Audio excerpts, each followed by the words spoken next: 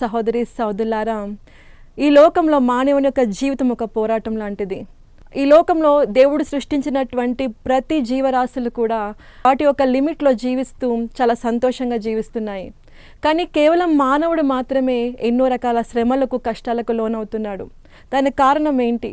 దేవుడు మానవుడితో పాటు ఈ లోకంలో చాలా జీవరాశులను సృష్టించాడు కదా. జంతువులను సృష్టించాడు, ఆకాశ పక్షులను సృష్టించాడు, మరి ఇక జలములో సంచరించేటువంటి చేపలను, అన్ని జీవరాశులను ఆయన సృష్టించాడు. ఈ లోకంలో ప్రతి జీవరాశి కూడా చాలా సంతోషంగా ఉంటే కేవలం మానవుడికి మాత్రమే ఎందుకు ఇన్ని కష్టాలు? ప్రియమైన సహోదరి సహోదరుడా, ఎందుకు మానవుడు మాత్రమే కష్టకాలం, శ్రమకాలంలో జీవితం అంతా కష్టపడుతూ బ్రతుకుతున్నాడు? ఎందుకు మానవుడి యొక్క సంసార జీవితమే ఎదడానికి చాలా కష్టంగా ఉంటుంది? మరి అవి అన్నీ బాగా సంతోషంగా జీవిస్తున్నాయి కదా. మరి మానవుడిని దేవుడు తన యొక్క పోలిక చొప్పున నిర్మించుకున్నప్పుడు ఎందుకు మానవుడికి కష్టాలు? ప్రియమైన సహోదరి సహోదరుడా, మరి మానవుడు దేవుని యొక్క అద్భుతమైన సృష్టి. ఈ లోకంలో ప్రతిదీ కూడా దేవుడు ఒక మాట ద్వారా చేసుకుంటే కేవలం మానవుని మాత్రమే సృష్టికర్త అనే దేవుడు తన చేతితో ఎంతో అపురూపంగా, ఎంతో అందంగా మలుచుకున్నాడు. అలాంటి గొప్ప సృష్టి అయినటువంటి మానవుడు ఎందుకు ఇన్ని బాధలు పడుతున్నాడు? ఎందుకు జీవితం అంతా ఒక పోరాటంగానే కొనసాగిస్తున్నాడు? ఎందుకు మనిషి జీవితంలో కష్టాలు, బాధలు తట్టుకోలేక ఆత్మహత్యలు చేసుకుంటున్నాను? ఏదైనా ఒక మూగ జంతువు కానీ లేదా ఒక పక్షి కానీ ఆత్మహత్య చేస్తున్నట్టు మీరు విన్నారా? జీవించలేక వినలేదు కదా. ఇక లోకం ఆరంభం నుండి ఇప్పటి వరకు ప్రతి జంతువు కానీ, ప్రతి పక్షి కానీ ఆనందంగానే జీవిస్తున్నాయి. వేటికి కూడా ఆత్మహత్య చేసుకోవాలన్న తలంపు రాలేదు. అంటే కేవలం మానవుడికి మాత్రమే వస్తుందంటే మానవుడి జీవితం వద్దనుకుంటున్నాడు. ప్రభువా, నాకు ప్రాణం వద్దు తండ్రి, కష్టాలు తట్టుకోలేకపోతున్నానని చాలా మంది వ్యక్తులు ఆత్మహత్య చేసుకుంటూ ఉన్నారు. అంటే అటువంటి భయంకరమైన శ్రమ మానవుడు అనుభవిస్తున్నాడు. ప్రియమైన సహోదరి సహోదరుడా, కారణం ఏంటి? కారణం ఏంటంటే ఈ లోకంలో దేవుడు సృష్టించుకున్నటువంటి ప్రతిదీ కూడా దేవుడు చెప్పినటువంటి పరిమితి దాటి బయటకు రావట్లేదు. అది జంతువులే కానీ, పక్షులే కానీ, ఇంకా ఏ జీవరాశులైనా సరే దేవుడు ఒక సర్టన్ ప్రోగ్రామింగ్ చేశాడు, ఇలా ఉండాలి అని. అది తప్పి ఆ యొక్క జంతువులు కానీ, పక్షులు కానీ, వేరే జీవరాశులు కానీ నడవవు. కానీ మానవుడు మాత్రమే సొంత ఆలోచన కలిగి, సొంత మనస్సు కలిగి, సొంత హృదయం కలిగి దేవుడు ఒక లిమిట్స్ పెట్టినా సరే ఆ లిమిట్స్ దాటి బయటకు వస్తూ దేవునికి విధేయత చూపకుండా తన ఇష్టం వచ్చినట్టుగా జీవిస్తున్నాడు. దేవుడు పెట్టినటువంటి లిమిట్స్ దాటి తను జీవిస్తున్నాడు కనుక మానవుడికి కష్టాలు, బాధలు వస్తున్నాయి. ప్రియమైన సహోదరి సహోదరులారా, దేవుడు సృష్టికర్త. అంటే ఈ లోకంలో ఉన్నటువంటి ప్రతి జీవరాశులు కూడా సృష్టికర్త వాటిని సృష్టించాడు కనుక ఆ సృష్టికర్త ఆజ్ఞకు లోబడి జీవితకాలం అంతా విధేయత కలిగి జీవిస్తున్నప్పుడు మానవుడు నమ్మక ద్రోహి అయ్యి తన సృష్టించిన సృష్టికర్త యొక్క ఆజ్ఞకు లోబడకుండా తను అవిధేయత చూయించి తనకి ఇష్టం వచ్చినట్టుగా జీవిస్తున్నాడు. దారిని పోయి ఒక కుక్కకైనా సరే ఒక పూట అన్నం పెడితే జీవితకాలం అంతా పడి ఉంటుంది. కానీ మానవుడికి అన్ని రకాల ఆనందాలు ఇచ్చి, అంత జ్ఞానం ఇచ్చి దేవుడు సంతోషంగా ఉండయా బాబు అంటే దేవుడు ఆజ్ఞకు లోబడకుండా తన ఇష్టం వచ్చినట్టు జీవిస్తూ దేవునికి నమ్మక ద్రోహం చేస్తున్నాడు మానవుడు. మానవుడు సహజంగా పుట్టుకతో గర్విష్టి, అహంకారి, నమ్మక ద్రోహి. మానవుడుకున్నటువంటి ఈ యొక్క స్పెసిఫిక్ క్వాలిటీస్ వల్ల మానవ జాతి ఈనాడు కష్టాలకు, అవమానాలకు లోనవుతూ ఉంది. అందుకనే మానవ జాతి ఈనాడు కష్టాలకు, బాధలకు లోనవుతూ ఉంది. మానవుడు ఎన్ని తప్పులు చేసినా సరే దేవుడు ఎందుకు మరి మానవుడిని గద్దించడం లేదు, ఎందుకు నాశనం చేయడం లేదంటే దేవుడు ప్రేమమయుడు కనుక ఆయన మానవ జాతిని నాశనం చేయడానికి కాదు, కానీ మానవ జాతిని ప్రేమించడానికి, మానవ జాతికి మారు మనసు వచ్చి మానవుడు పరిశుద్ధునిగా, అంటే దేవుని యొక్క పరిశుద్ధత పొందుకొని ఆయన రాజ్యంలోకి అడుగుపెట్టి ఆయనతో కలిసి జీవించడానికి మానవ జాతిని ఎన్నుకున్నాడు కనుక ఈ లోకం ప్రతి ఒక్క సృష్టి కూడా తర్వాత పరలోకంలో ఉంటుందని వాక్యం పలుకుతుంది. కానీ మానవుడు మాత్రం ఈ లోకంలో అన్నీ తెలుసుకుని ఒక పరీక్షకు లోనయ్యి రక్షణ మార్గం తెలుసుకుని స్పెసిఫిక్గా పరలోక రాజ్యానికి టెస్ట్ చేయబడి రావాలని దేవుడు ప్రణాళిక కనుక దేవుడు ఇంకా ప్రేమతో మానవుడిని కనుకరిస్తూనే ఉన్నాడు. ఒకసారి ఆలోచించండి, ఒక తల్లి ఉందనుకోండి, తల్లికి కోడలు, కుమార్తె ఇద్దరు ఉన్నప్పుడు కోడలు తప్పు చేస్తున్నప్పుడు వచ్చేటువంటి కోపం అదే రకమైన తప్పు కూతురు చేస్తే రాదు. అంటే ఏంటంటే ఒక ప్రేమ అపరాధాలను క్షమిస్తుంది అనమాట. అంటే తల్లి తన బిడ్డల యొక్క పాపాలను కడుపులో పెట్టుకుని దాచుకుని ఎవరికి తెలియనివ్వకుండా తనే భరిస్తూ ఉంటుంది. అదేవిధంగా మన తండ్రి అయినటువంటి దేవుడు మన చేసేటువంటి పాపాలను, అవిధేయతను, తప్పులను తన రెక్కల కింద పెట్టుకుని మనల్ని కాపాడుతూ, మనం ప్రొటెక్ట్ చేస్తూ, మనల్ని సంరక్షిస్తూ ఆయన భరిస్తూనే ఉన్నాడు. మానవుని యొక్క ధిక్కారణను, అవిధేయతను ఆయన భరిస్తూనే ఉన్నాడు. 78వ కీర్తన 10వ వచనం ఇలా రాసి ఉంది, వారు దేవుని నిబంధనను గైకొనకపోయిరి, ఆయన ధర్మశాస్త్రం అనుసరించకపోయిరి అని. అవును ప్రియమైన సహోదరి సహోదరులారా, ఈ లోకంలో ఏ మానవుడు కూడా దేవుడి నిబంధనను, దేవుడి మాటను అనుసరించలేదు కనుక భయంకరమైన కష్టాలు, బాధలు పడుతున్నాడు. ఒకసారి ఆలోచించండి, మనకు కష్టాలు, సమస్యలు ఎక్కడ మొదలయ్యాయండి? మొదటి మానవులు హవ్వ, ఆదాము దగ్గరే మొదలైంది. వారికి దేవుడు సమస్తాన్ని ఇచ్చాడు. ఈ లోకంలో కష్టపడకుండా మీరు అన్ని అనుభవించండి అని చెప్పాడు. అయినా సరే వాళ్ళు వాటిని పట్టించుకోకుండా, అంటే అన్ని అనుభవించి కూడా వాళ్ళకి అంతకంటే ఎక్కువ ఇంకా చిన్న ఏదో దొరికిందని చెప్పేసి, అంటే దేవుడి ఆజ్ఞను ధిక్కరించి పండును తిన్నారు కనుక వారు కష్టాల పాలయ్యారు. వాళ్ళ ద్వారా మన సమస్త మానవ జాతి కూడా కష్టాల పాలైంది. అంటే దేవుడు సమస్త సుఖాన్ని ఇచ్చిన తర్వాత కూడా ఇంకా దేవుని యొక్క ఆజ్ఞను ధిక్కరించాలని వాళ్ళు కోరుకున్నారు. ఈ లోకంలో ఉన్న సృష్టికి పైన అధికారము దేవుడు మానవులకు ఇచ్చాడు. అన్ని సుఖాలు ఇచ్చినప్పుడు కూడా ఇంకా దేవుని మాటను ధిక్కరించాల్సినటువంటి అవసరం ఏంటి ప్రియమైన సహోదరి సహోదరుడు? అంటే ఆ యొక్క ధిక్కరించేటువంటి మనస్సు మానవుడిది, అవిధేయత చూపించేటువంటి మనస్సు మానవుడిది. చాలామంది తల్లిదండ్రులు చెప్తారు, వాళ్ళని ఎంతో ప్రేమగా పెంచావు నా పిల్లల్ని, నా కుమార్తె, నా కొడుకుని నన్ను ధిక్కరించాడు, అవిధేయత చూపించి మనం వదిలిపెట్టి మనం వెళ్ళిపోయారు వాళ్ళు అని. అదే రకమైనటువంటి కార్యం మానవ జాతి దేవునికి ఎగనెస్ట్గా చేసింది. అందుకనే ఆనాడు అవ్వ, ఆదాము అనుభవించినటువంటి కష్టము, ఆ బాధ, దానివల్ల ప్రతి మానవుడు ఇన్ని తరాలుగా అనుభవిస్తూనే ఉన్నాడు. ప్రియమైన సహోదరి సహోదరులారా, దేవుడు చెప్పినటువంటి మాటను మనం పాటించకపోవడం వల్ల ఈ లోకంలో కూడా చాలాసార్లు మనం కష్టాలు పడుతూ, బాధలు పడుతూ ఉన్నాము. బైబిల్లో అన్నీ రాసి ఉంటాయి, అలా చేయొద్దు, ఇలా చేయొద్దు అని. అన్నీ చూసి కూడా తప్పులు చేస్తూ ఉంటాము కనుక మనకు కొన్ని కష్టాలు, శ్రమలు వస్తూ ఉంటాయి. అంతేకాకుండా ప్రియమైన సహోదరి సహోదరులారా, దేవుడు మన జీవితంలో ఎన్నో గొప్ప కార్యాలు చేశాడు, ఎన్నో గొప్ప కార్యాలు చేస్తూనే ఉన్నాడు. ఎన్నో అద్భుతాలు, సూచనలు మనం చూసాము. చాలామంది నాకు ఫోన్ చేసి చెప్తూ ఉంటారు, సిస్టర్ నా జీవితము చాలా పెద్ద హిస్టరీ అండి, దానిలో దేవుడు చేసినటువంటి కార్యాలు ఒకవేళ కనుక రాయాలంటే ఈ పుస్తకం సరిపోదు, పెద్ద గ్రంథాలే సరిపోవు, అన్ని అద్భుత కార్యాలు దేవుడు నా పట్ల చేశాడు అని అంటూనే ఉంటారు. చిన్న కష్టం వస్తే మళ్ళీ దేవుడిని నిందిస్తారు, దేవుడిని ధిక్కరిస్తారు, దేవుడిని దూషిస్తారు. ఏ విధంగా అయితే ఐగుప్తులో కష్టాలు పడుతూ బానిసత్వం అనుభవిస్తున్నటువంటి ఇజ్రాయేల్ ప్రజలను కనికరించి దేవుడు ఒక ప్రవక్తను, మోషేను ఎన్నుకొని వారి కొరకు పంపించి వారిని బయటకు తీసుకొచ్చాడు. అంటే ఆ బానిసత్వం నుండి బయటకు తీసుకొచ్చాడు, వారి కొరకు అద్భుత కార్యాలు చేశాడు. కర్రను పాముగా మార్చాడు, ఆ యొక్క ఐగుప్తును బాధించడానికి ఈగల గుంపును పంపించాడు, కప్పలను పంపించాడు, మిడతలను పంపించాడు, వారి యొక్క ప్రధాన సంతానం మరణించేలా చేశాడు. ఇజ్రాయెల్ ప్రజల కోసము ఐగుప్తును బాధించాడు, వారి ముందు గొప్ప కార్యాలు దేవుడు జరిగించాడు. అగ్నిస్తంభముగా, మేఘస్తంభంగా పక్కన అండగా ఉండి దేవుడు నడిపిస్తూ వచ్చి వాళ్ళకి దారిని చూపించాడు. 40 సంవత్సరాల యొక్క ప్రయాణంలో ఎక్కడ కూడా వాళ్ళ చెప్పులు అరిగిపోలేదు, వాళ్ళ యొక్క బట్టలు పాతగిలలేదు. అంత గొప్పగా దేవుడు అద్భుతాలు చేసి వాళ్ళని ప్రొటెక్ట్ చేస్తూ వచ్చాడు.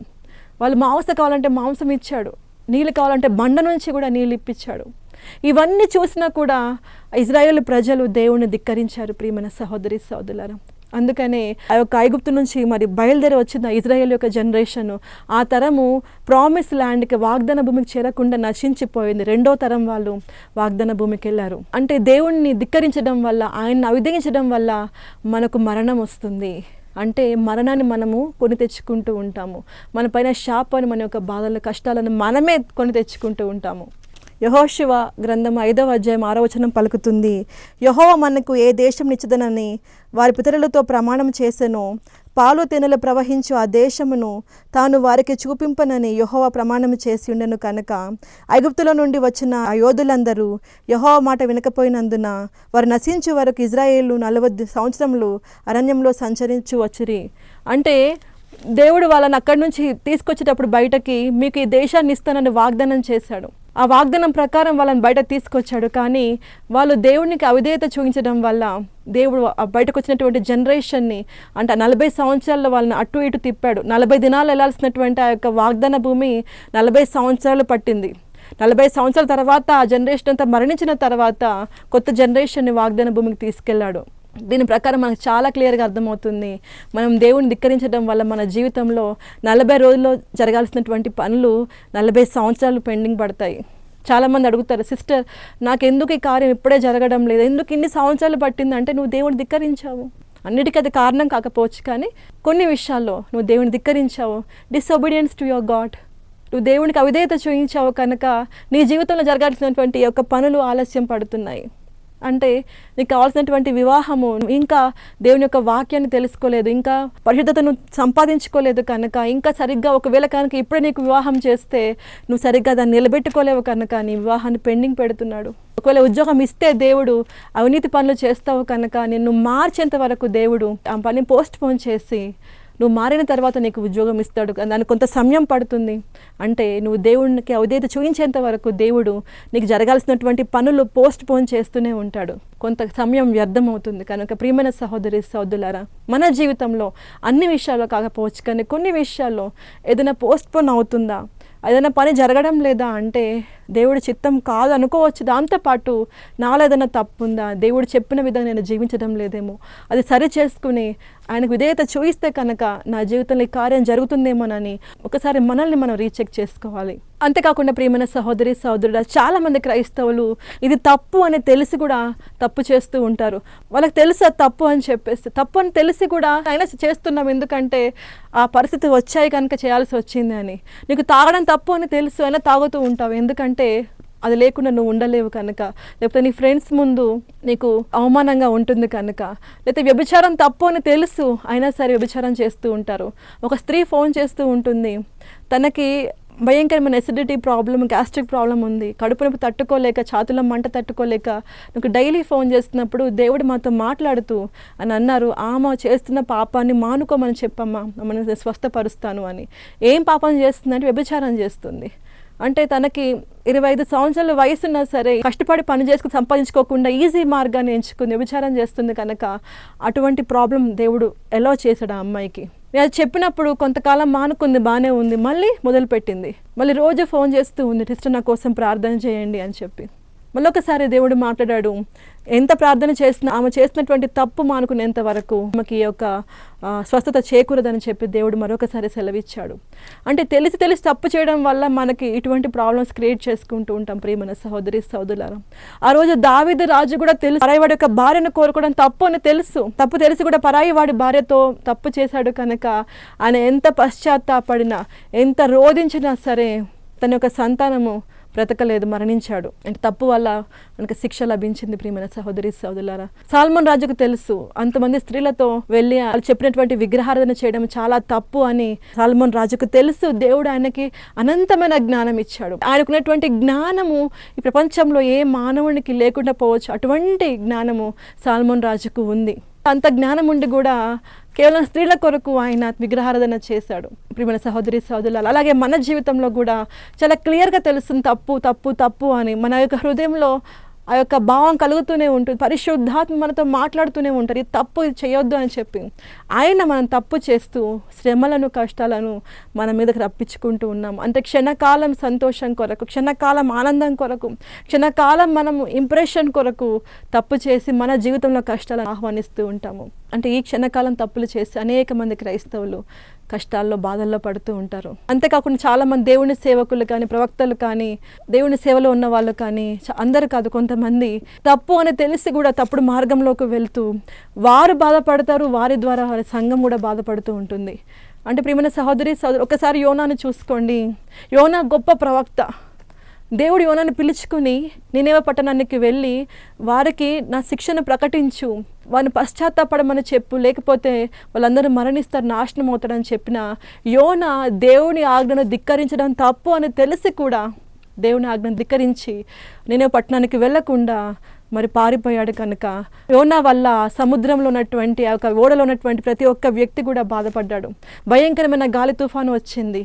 ఇక మునిగిపోతున్న సమయంలో వాళ్ళు యోనాను ఇక సముద్రంలో పడేశారు. కనుక ఆ భయంకరమైనటువంటి గాలి తుఫాను ఆగిపోయింది. మన జీవితంలో వచ్చేటువంటి గాలి తుఫాను కూడా మనం చేసేటువంటి ఆ ప్రదేశం, ఆయన చుట్టుపక్కల ఉన్న వాళ్ళందరూ బాధించబడతారు, ఆయన కుటుంబ సభ్యులు వాళ్ళందరూ బాధించబడతారు. ప్రియమైన సహోదరి సహోదరుడా, నువ్వు యజమాని అయి ఉండి నువ్వు చేసేటువంటి తప్పు వల్ల నీ కుటుంబం బాధించబడుతుంది.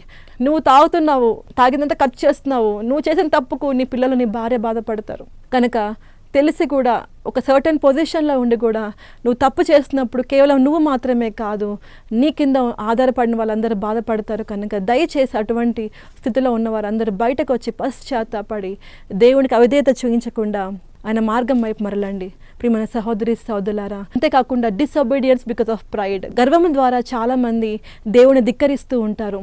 ముందు చాలా దేవునికి విధేయత కలిగి ఉంటారు, అంటే ఏమి లేనప్పుడు దేవుడిని పట్టుకుని ఉంటారు.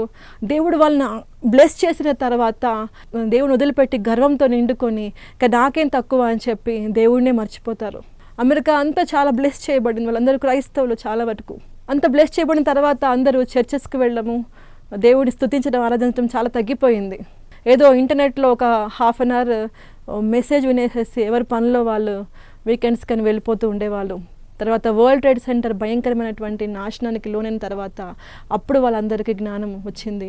తర్వాత మళ్ళొకసారి దేవుని స్తుతించడం ఆరాధించడం మొదలైంది. ప్రియమైన సహోదరి సహోదరులారా, అంటే మనం గర్వంతో మనం అన్ని పొందుకున్న తర్వాత బ్లెస్సింగ్ వచ్చిన తర్వాత ఇక దేవుడు అక్కర్లేదు అని పక్కన నెట్టేస్తే ఒక దెబ్బ దేవుడు బలంగా కొడతాడు. అది కొట్టించుకున్న తర్వాత మళ్ళీ మానవుడు తిరిగి దేవుని వైపు మరలుతాడు. అది కొట్టించుకోకుండా ఉండడానికి ముందుగానే మనం జాగ్రత్త పడాలి. అనవసరంగా ఆ పెద్ద దెబ్బ తగిలి కొంతకాలం బాధపడిన తర్వాత రావడం కన్నా ఆ దెబ్బ తగలకుండా జాగ్రత్తగా ఉంటే మన జీవితం కొంతకాలం సంతోషంగా ఉంటుంది. ప్రియమైన సహోదరి సహోదరులారా, దేవునికి అవిధేయత చూపించకుండా అని చెప్పిన మాట ప్రకారం మనం జీవిస్తున్నప్పుడు మన జీవితంలో కొన్ని కష్టాలు రాకుండా మనము ఆపదల చేయవచ్చు. తండ్రి కుమార పరిశుద్ధ ఆత్మదేవ మీ కోట్ల కొలది వేలాది వందలాది స్తుతి స్తోత్రములు. సర్వశక్తిమంతుడా, ఈ లోకానికి అధిపతి అయిన ప్రభా తండ్రి, ఇక్కడ టీవీ స్క్రీన్ ముందు కూర్చున్న ప్రతి ఒక్క బిడ్డ పైన మీ ఆత్మను కుమ్మరించండి. వారి జీవితంలో ఉన్నటువంటి చీకటిని, వారి జీవితంలో ఉన్నటువంటి అంధకారాన్ని తీసివేయండి ప్రభా. వారి జీవితంలో గొప్ప కార్యాలు జరిగించమని అడుగుతున్నాను ప్రభా. ఈ క్షణం వరకు ప్రభా వారి జీవితంలో ఉన్నటువంటి ప్రతి సమస్య తండ్రి ఇక్కడితో అంతమైపోవాలి ప్రభా. నూతన ఆరంభం, నూతన యొక్క జీవితం వారికి అనుగ్రహించండి ప్రభా తండ్రి. వాళ్ళు ఉన్నటువంటి అవిధేయతను తీసివేయమని అడుగుతున్నాను. మీ పరిశుద్ధ రక్తంతో వాళ్ళ ప్రతి తప్పును పాపాన్ని కడిగివేయమని అడుగుతున్నాను తండ్రి. వారికి తండ్రి వారికి మారు మనసు, మంచి హృదయాలు అనుగ్రహించమని అడుగుతున్నాను. యేసయ్య ఇప్పుడే వారికి ఉన్నటువంటి తీవ్ర అనారోగ్యం నుండి, ఆర్థిక ఇబ్బందుల నుండి, దురాత్మల శక్తుల నుండి తండ్రి, చేతబడి శక్తుల నుండి యేసు నామములో విడుదల ప్రకటిస్తున్నాను. I proclaim deliverance in the name of Jesus. ఇప్పుడే వారి చుట్టూ మండుతున్న అగ్ని కాంచన వేయండి. వారి కుటుంబం చుట్టూ మండుతున్న అగ్ని కంచెను వేసి సంరక్షించి కాపాడమని ప్రభువైన యేసుక్రీస్తు నామములో అడుగుతున్నాను తండ్రి. ఆమేన్.